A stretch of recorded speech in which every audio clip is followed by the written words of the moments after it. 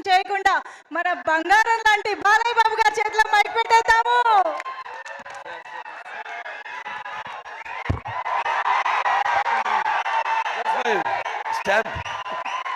అందరికీ నమస్కారం.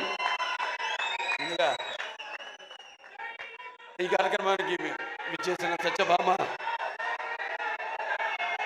ఈ యొక్క టీజర్ రిలీజ్కి విచ్చేసిన కళాభిమానులకు, కళా పోషకులకు, అలాగే నా అభిమానులకు, కాజోల్ గారి అభిమానులకు, అలాగే పాత్రికేయులకు,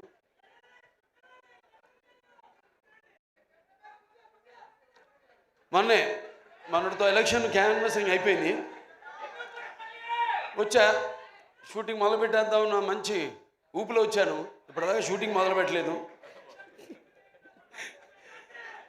సరే, దాంతో ఈ యొక్క ఫంక్షన్కి రావడం ఒక రకంగా ఏదైతే నేను ఈ 45 రోజులు 50 రోజులు మిస్ అయ్యాను అది కెమెరాని, ఇవాళ ఈ ఫంక్షన్ ద్వారా దాన్ని తీర్చుకుంటున్నందుకు చాలా సంతోషంగా ఉంది. ఎవరో మాట్సు నిర్మాత బాబీ టిక్కా గారు, అలాగే శ్రీనివాస్ గారు అండ్ శశి కిరణ్ టిక్కా గారు, ఆయన సమర్పించిన సత్యభామ, సుమన్ గారు దర్శకత్వం వహించిన సత్యభామ సినిమా ఈ యొక్క టీజర్ రిలీజ్కి రావడం చెప్పాను, చాలా సంతోషంగా ఉంది. అలాగే నా ఆశీస్సులు సినిమాకి. ఎందుకంటే సత్యభామ అన్నది కొన్ని పేర్లు ఉంటాయి. ఆ పేర్లు వినగానే మనం తలుచుకోగానే మనలో ఒక తెలియని ఒక వెన్నముక్కలో ఒక కిలికించుతాలంటాం, అంటే ఒక వైబ్రేషన్. కొన్ని పదాలు ఉంటాయి వాడతాం మనం, కిలికించుతాలని. మన తెలుగు భాషలో అదే గొప్ప. మేము ఆదిత్య 369లో వాడేము పదం, కిలికించితాలలో జానవులు. ఇట్లాంటి భాష మన తెలుగు భాష. సరే, భాష గురించి కాదు ఇప్పుడు ఇక్కడ. అంటే ఒక అనుభవం మనకు కలుగుతుంది. అలాంటప్పుడు మరి ఒక సత్యభామ అన్న పేరు, అంటే శ్రీకృష్ణుడు మరి ఒక పారిజాత పుష్పాన్ని హరించడానికి వెళ్ళినప్పుడు ఎప్పుడన్నా మనం ప్రయాణాలప్పుడు కూడా గుర్తుపెట్టుకుని కొంచెం, నేను ఎప్పుడు ఈ మంత్రాన్ని ఉచ్చరిస్తూ ఉంటాను. ప్రయాణే గరుడారూఢం పారిజాత హారం హరిం సత్యభామ యుతే ధ్యాయేత్ సర్వకార్యార్థ సిద్ధయ్య అంటాం. దేవుని తలుచుకుంటాం, ఓకే, శ్రీకృష్ణుడు రాముడు వీళ్ళని. కానీ ఆ పక్కన ఎవరున్నారు? యుద్ధానికి వెళ్ళినప్పుడు ఆ పారిజాత పుష్పాన్ని హరించడానికి వెళ్ళినప్పుడు పక్కన సత్యభామ ఉంది. సో ప్రయాణే గరుడారూఢం పారిజాత హరం హరిం సత్యభామ యుతం ధ్యాయేత్ సర్వకార్యార్థ సిద్ధయ్య. అటువంటి పేరు సత్యభామ. అండ్ ఉమెన్ ఎంపవర్నెస్కి పేరు కూడా సత్యభామ. ఎందుకంటే మరి శ్రీకృష్ణుడు ఉండొచ్చు అష్టభార్యలని, కానీ వాళ్ళలో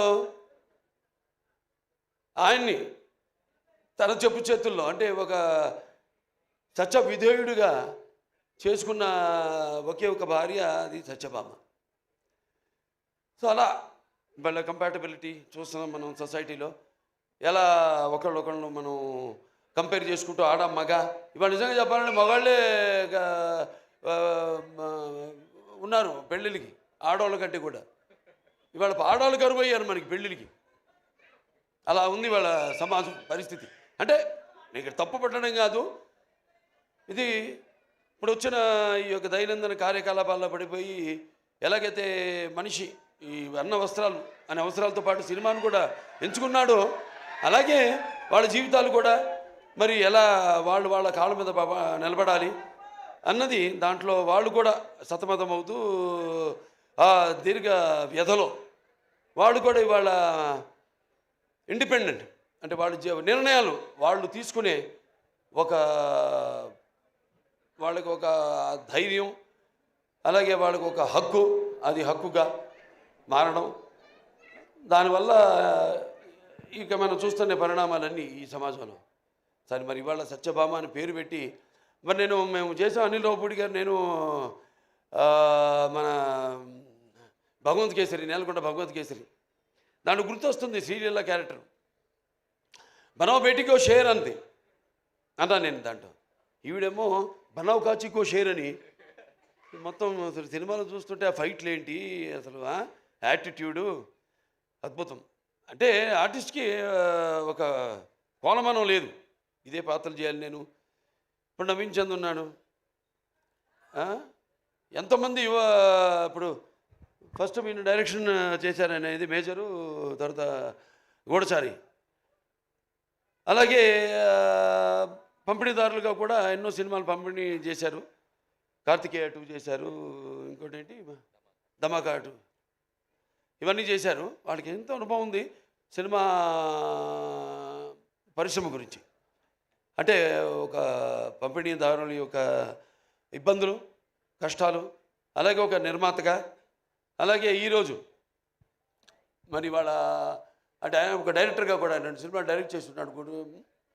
సో అలా అన్ని కలబోసి ఇవాళ ఒక సంస్థగా ఏర్పడి ఔరం ఆర్ట్స్ ఈ సత్యభామ అనే సినిమాని నిర్మించడం తప్పకుండా మరి వాళ్ళకి ఇంత అనుభవం ఉంది కాబట్టి తప్పకుండా అనుభవంతో రంగరించి మన ఉగాది పచ్చడిలాగా అన్ని నవరసాలను రంగరించి ఈ సినిమా తీసే ఉంటారు. డెఫినెట్గా పిక్చరు ఈ సినిమా మంచి ఘన విజయం సాధిస్తుంది అన్న నమ్మకం నాకు ఉంది. ఎందుకంటే టీం వర్క్ అలా ఉంది. ఇక్కడ మరి కెమెరామెన్ విష్ణు చూస్తున్నాం అంటే నేను ఎప్పుడు కెమెరామెన్కి ఇంపార్టెన్స్ ఇస్తాను ముందు. ఎందుకంటే డైరెక్టర్ ఒక మైండ్లో ఉన్న కాన్సెప్ట్ ఏదైతే ఐడియా ఉందో దాన్ని సరిగ్గా చూపించగలిగేది ఒక కెమెరామెన్. నేను కెమెరామెన్ అవుదాం అనుకున్నా మొదట్లో. అంటే అన్నిట్లో ఒక అన్నిటి మీద నాకు అవగాహన ఉండాలి, అన్ని క్రాఫ్ట్స్ మీద అన్న ఒక దృష్టితో. అలాగే ఎడిటర్ చాలా ఇంపార్టెంట్ సినిమాకి. అలా ఒక్కొక్కళ్ళు అలా మరి శ్రీచరణ్ గారి సంగీతం, అప్పుడప్పుడు పాటలు కూడా పాడుతూ ఉంటా. మామా ఇక పెగ్గిలా అలాగే ఇంకా చాలా పాడాను కానీ ఉన్నాయి అనుకోండి. ఇంకా వస్తే బయటకు వస్తే నెమ్మదిగా ఒక్కొక్కటి. సో ఇలా అలాగే ప్రేక్షకులు ముందుగా ముఖ్యంగా ప్రేక్షకులు ఎంత అద్భుతమైన ప్రేక్షకులు ఉన్నారు ఇక్కడ. ఇవాళ మనం తెలుగు ఇండస్ట్రీ, ఇవాళ మనం భారతదేశ చలనచిత్ర రంగంలో చూసుకుంటేనే ఇవాళ మనం మొదటి స్థానంలో ఉన్నాం మనం, తెలుగు చలనచిత్ర రంగం. సో ఇవాళ నారద జయంతి కూడా, ఆ నారద మహాముని ఆయన గురించి ఎవరు మాట్లాడుకోరు కానీ ఒకటి మాత్రం చెప్పగలుగుతాను, నాసం వాహమి వైకుంఠేనా. అంటే ఈ యొక్క నాన్నగారు అన్ని పాత్రలు చేశారు, ఆయన చేయని పాత్ర లేదు. కానీ నారదుడు ఒక్కడు చేయలేదు ఆయన. ఆ నారదుడు ఒక పాత్ర చేసే అదృష్టం నాకు దక్కింది. అది శ్రీనివాస కళ్యాణం సినిమాలో నేను నారదుడిగా యాక్ట్ చేశాను. సో అదొక తృప్తి ఉంది నాకు, ఆయన చేయని పాత్రల్లో ఆ నారదుడి పాత్ర ఒకటి నేను చేయగలిగానని. సో ఇలా సినిమా బాగుంది, ట్రైలర్ చాలా బాగుంది. ఇంకా కాజల్ గారి గురించి చెప్పక్కర్లా, ఆల్వేస్ ఫైర్ బ్రాండ్. అంటే అన్ని గుణాలు. ఆర్టిస్ట్ అంటే కేవలం అరవడము, నవ్వడము, లేకపోతే ఒకరిని ఏడిపించడం కాదు. ఒక పాత్రలోకి వెళ్తున్నాం మనం, ఆ పాత్రలో ఒక ఆత్మల్లోకి వెళ్తున్నాం. ఆ పాత్ర ఒక లోతులు మనకు తెలియవు. ఆ పాత్రకి వెళ్ళినప్పుడు ఆ పాత్ర వరకు అంటే ఎన్ని పాత్రలు, స్పాన్ ఆఫ్ 16 years, 16 సంవత్సరాలు. మరి ఎన్ని రకరకాల పాత్రలు చేసి మరి ఒక పాత్ర నుంచి ఇంకో పాత్రలోకి, ఇంకో పాత్ర నుంచి ఇంకో పాత్ర పరకాయ ప్రవేశం చేస్తూ మళ్ళీ ఒక కంబ్యాక్ మధ్యలో అన్నీ ఒక స్త్రీ మూర్తిత్వం. అంటే కార్యేషు దాసి కరుణేషు మంత్రి భోజేషు మాత శైనేశ్వరంబ రూపేచు లక్ష్మి క్షమయ ధరిత్రి అన్నట్టు అన్నీ చూసుకుంటూ అన్నిటికీ సమపాళ్లలో న్యాయం చేస్తూ మళ్ళీ ఒక బిడ్డను కూడా కానీ మళ్ళీ తిరిగి ఇండస్ట్రీకి రావడం. మా సినిమాకి ఒప్పుకున్నందుకు నేలకొండ భగవంత్ కేసరికి ఆవిడకి నా మనస్ఫూర్తి కృతజ్ఞతలు తెలియజేసుకుంటున్నాను. ఎందుకంటే జనరల్గా ఒక స్టాంప్ పడిపోతుంది అంటారు, అదొక నానుడి. ఒక పాత్ర చేస్తే హీరోయిన్గా చేసిన వాళ్ళు మళ్ళీ ఇంకో తల్లి పాత్రలో లేకపోతే అక్క పాత్రలో అలా చేస్తే మళ్ళీ దానికే అది పడిపోతుంది, ఆ ముద్ర పడిపోతుంది అని ఒక దాన్ని బ్రేక్ చేసిన వాళ్ళు చాలా తక్కువ మంది ఉన్నారు. చాలా వేళల్లో లెక్క పెట్టి చెప్పచ్చు ఎంతమంది ఉన్నారు. వాళ్ళల్లో ఈ కాజల్ అగర్వాల్ గారు ఒకరు. Hats off to you for all the energy. And ఇప్పుడే కాదు, నేను మొదటి నుంచి కూడా ఆవిడ సినిమాలు చూస్తున్నాను. చేయని ఉండేది, మంచి ఎనర్జెటిక్ ఆర్టిస్టు. బట్ ఎటువంటి కాంబినేషన్ పడాలి ఏంటి అన్నది మరి ఆవిడ ఎందుకో మా కాంబినేషన్ అప్పుడు కుదరలేదు. తర్వాత మా ఈ యొక్క నేలకొండ భగవంత్ కేసరిలో మేము కలిసి యాక్ట్ చేయడంతో ఒక మంచి ఎక్స్పీరియన్స్. అంటే ఒక ఆర్టిస్టు అందరూ అంటారు ఏదో ఒక కోలమానం అని, ఒక దీనికి డిసిప్లిన్ కానీ ఒక డెడికేషన్ కానీ ఏదంటే ఇప్పుడు మా పేర్లే తీసుకోవడం ఒక ఆనవాయితీ అయిపోయింది.